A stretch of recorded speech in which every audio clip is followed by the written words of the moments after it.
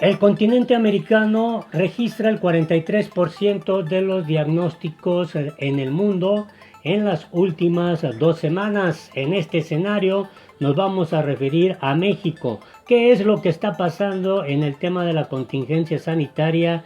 Y cómo es que el presidente de México, Andrés Manuel López Obrador, le está agradeciendo a China, a Rusia y a Estados Unidos el haberse portado bien con su país.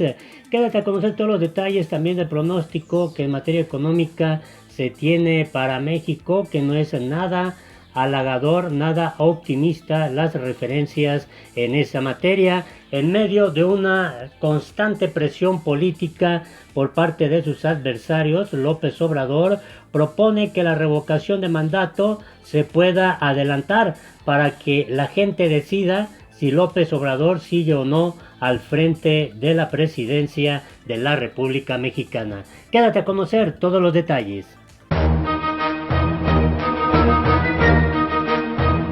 Hola, te invito a que te suscribas a nuestro canal La Política en el Mundo, le des en la campanita para que te lleguen inmediatamente las notificaciones.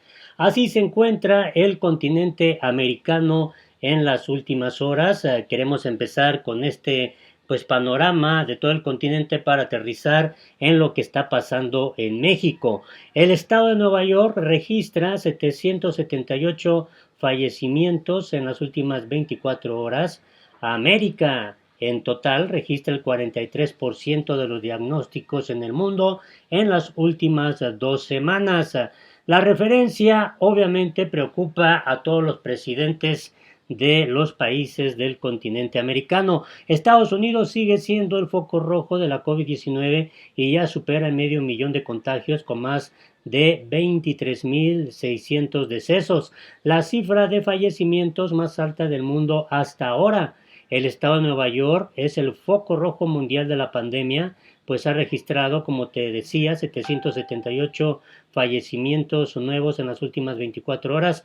El epicentro latinoamericano está en Brasil, que ya registra 1,328 decesos y ha recibido un cargamento de 700,000 pruebas desde Corea del Sur. Argentina ha superado este martes la barrera de los 100 decesos y tiene 2,276 casos confirmados. El total de personas infectadas se elevó este lunes a 23,430 en el país más grande de Sudamérica. En el caso de México, el número de contagios escaló hasta los 353 este lunes, con 5,014 casos confirmados y 332 decesos. Ecuador suma ya 7,603 diagnósticos positivos y reconoce 369 fallecimientos, pero esa cifra asciende a 805 decesos y se suman los pacientes que murieron por COVID-19 como causa probable. Y bueno, así se encuentra a nivel mundial el panorama, rebasó los 118,000 fallecimientos. La Universidad Johns Hopkins augura cifras mucho peores por la falta de transparencia en China y la poca claridad de los diagnósticos. Hay más de 1,9 millones de infectados en el mundo. Donald Trump, el presidente de Estados Unidos, ha arremetido contra los medios y los gobernadores ante las críticas por su gestión ante la crisis. El Instituto Mexicano del Seguro Social reconoce más de 500 infectados entre su personal y 9 fallecimientos ante las críticas por su gestión ante la pandemia. Colombia ha solicitado ayuda internacional para atender a casi 2 millones de venezolanos que se encuentran en el país tras haber migrado y ya suma 2,852 contagios y 112 fallecimientos. Este es un panorama global de lo que está ocurriendo en esta contingencia sanitaria. Ahora bien, ¿qué está pasando con México? Vamos a entrarle a estos dos temas, su situación económica y la situación política que está atravesando este país en medio de esta contingencia sanitaria. La economía mexicana retrocederá un 6,6% en 2020, la mayor caída entre los grandes países de América. Solo Venezuela, inmersa en una profunda crisis desde hace años, sufrirá un batacazo mayor del 15%. El Producto Interno Bruto argentino bajará un 5.7% y el brasileño un 5.3% según el Fondo Monetario Internacional, y la recuperación llegará hasta el año 2021. Un panorama que López Obrador, el presidente mexicano, pues ha insistido en que no es tal y que sus números, sus datos que él tiene son verdaderamente optimistas. Así que México se ha convertido en el epicentro latinoamericano de la crisis económica por el COVID. La segunda mayor economía de América Latina sufrirá una dentellada del 6.6% este año, según la proyección hecha pública por el Fondo Monetario Internacional, y encadenará 2 ejercicios consecutivos en negativo. Ya venía de caer un mínimo de 0.1% en 2019, aunque el golpe será regional y mundial. Ningún país está a salvo, dice el economista jefe del organismo multilateral, Gita Gopinath, que prevé una caída de la economía global del 3%. El país norteamericano se llevará la peor parte por una combinación de factores: exposición a Estados Unidos, dependencia de unas cadenas globales de suministro altamente golpeadas por la crisis, caída drástica del turismo y crisis en un sector petrolero que, pese a haber perdido importancia en los últimos años, sigue siendo de relevancia en la economía mexicana. En el resto de América del Norte, Estados Unidos sufrirá una contracción del 5.9% este año y Canadá del 6.2%. La primera potencia latinoamericana, Brasil, también encajará en las consecuencias de la pandemia con una caída del 5.3%, mientras que la economía argentina dejará un 5.7%. En los países andinos el choque también será fuerte pero menor, del 4.5% en Chile y en Perú, y del 2.4% en Colombia. En todos los casos, con la única excepción de Perú, las cifras son peores a la proyección del Banco Mundial del pasado domingo. Venezuela, desde que cayó en la espiral de la crisis económica y política, es caso aparte. Su Producto Interno Bruto se desplomará otros 15% este año, con la inflación todavía desbocada en el entorno del 15,000%. O sea, una situación bastante compleja para Venezuela. Y bueno, en este escenario, el presidente de México, Andrés Manuel López Obrador, propone adelantar el referéndum revocatorio en medio de la tensión política por la pandemia. El presidente mexicano trató de ganar espacio ante las críticas de los empresarios y algunos gobernadores, mientras Colombia o Argentina han anunciado ambiciosos planes de estímulo fiscal y apoyo a las empresas para aplacar la crisis desatada por el COVID. El gobierno mexicano ha preferido por ahora no forzar ningún volantazo en su política económica.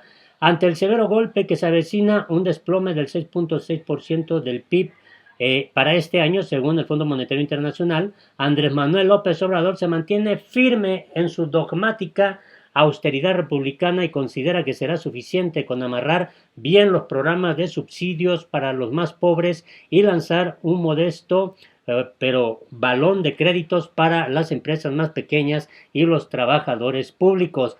La resistencia de López Obrador a abrir el puño del gasto público no solo amenaza la viabilidad del plan de choque mexicano contra la pandemia, sino que empieza también a erosionar su proverbial olfato y liderazgo político, que cada vez cuenta con menos aliados en su particular lectura de la crisis global. En clave interna, tanto patronal y como oposición ya han empezado a martillar en la grieta abierta, elevando el nivel de críticas, ante las que el presidente ha decidido responder desempolvando una vieja herramienta, la revocación de mandato. Y es por ello que López Obrador propone que se adelante, que no sea en el año 2022, sino en el 2021, cuando habrá proceso electoral en México para elegir gobernadores, la Cámara de Diputados y alcaldías y diputaciones locales, y dice que ahí también se debe de meter la revocación de mandato para que el pueblo defina si sigue o no al frente de la República Mexicana, si sigue siendo o no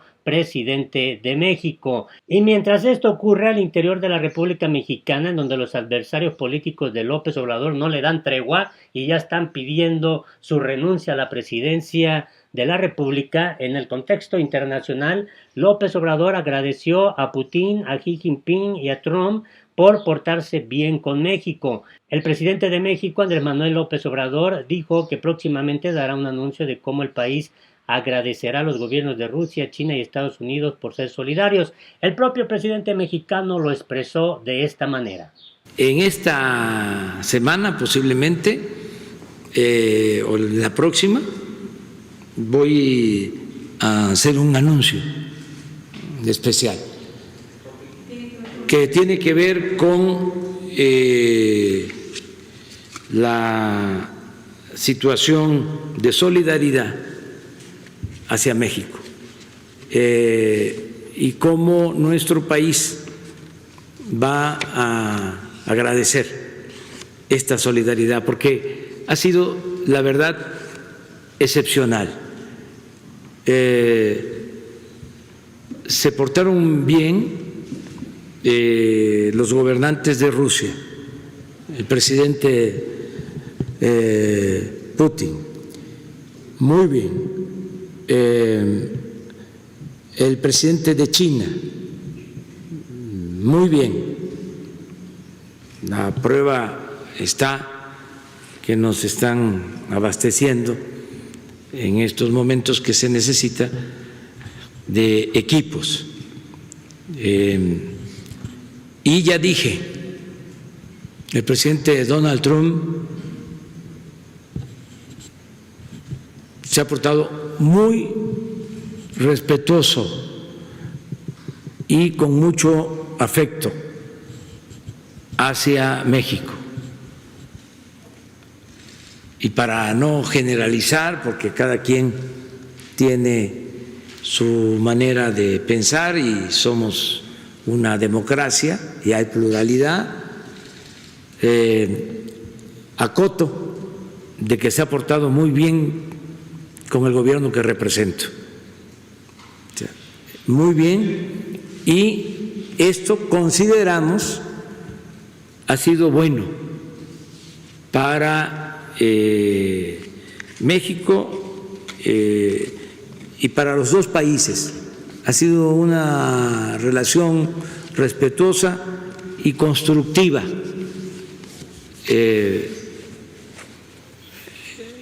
Al grado de que en esta semana nos van a resolver, aún con sus necesidades,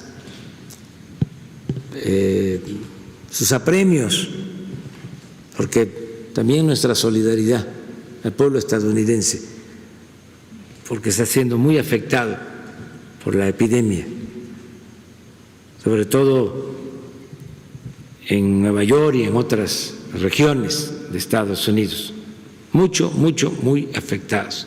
Nuestra solidaridad a enfermos, a familiares de los que han perdido la vida. Entonces, aún en esta circunstancia, le solicitamos apoyo para que nos consiguieran, porque escasean en el mundo, ventiladores y monitores.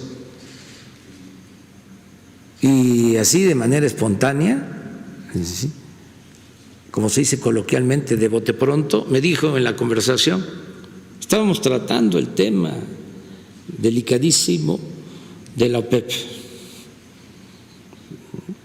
en un momento muy difícil. Ya después que se fijó la postura de México con claridad y él aceptó,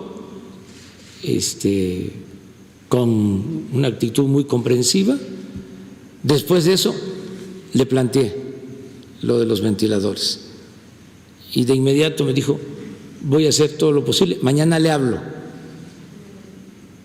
No me habló, me mandó a decir de que están consiguiéndolos, están buscando la forma de conseguirlos. Esperamos ayer, parece que la Cancillería ya tiene un aviso de que en esta semana pueden decirnos si van a poder ayudarnos con estos ventiladores. Entonces, es una relación muy buena, muy buena.